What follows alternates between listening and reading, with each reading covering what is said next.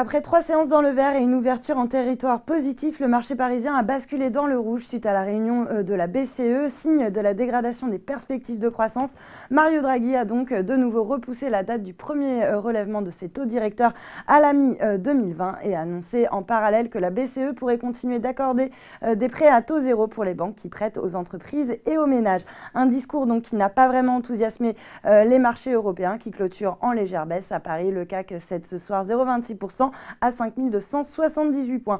Wall Street, de son côté, évolue en ordre dispersé, toujours attentif aux répercussions de la guerre commerciale sur la croissance mondiale, alors que la présidente du FMI, Christine Lagarde, a averti que les tensions commerciales et la guerre des tarifs douaniers font peser, je cite, un grave danger sur la croissance mondiale. Sur le front des valeurs, les banques, elles, ont pâti de l'annonce de la poursuite de la politique de taux zéro de la BCE, qui les ampute d'une source de revenus. Et puis la valeur du jour, eh bien, c'est Renault qui dérape de 6,4%. Le titre du constructeur est plombé par l'échec des discussions de rapprochement avec Fiat Chrysler, avec qui il était censé former le numéro 3 mondial de l'automobile. Fiat Chrysler qui n'a d'ailleurs pas hésité à citer l'État français comme principale raison de l'échec des discussions, tandis que Renault s'est contenté d'exprimer sa déception et a expliqué rester ouvert à des discussions. À noter également le rebond de Rallye qui bondit de plus de 7% à 4,93 € suite aux conclusions de l'enquête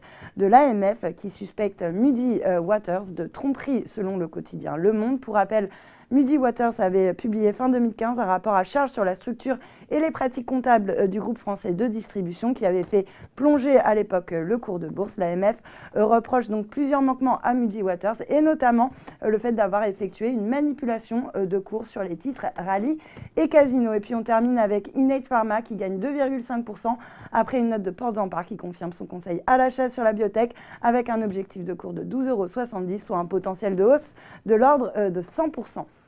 Voilà, c'est tout pour ce soir, mais n'oubliez pas, toute l'actu éco et finance est sur Boursorama.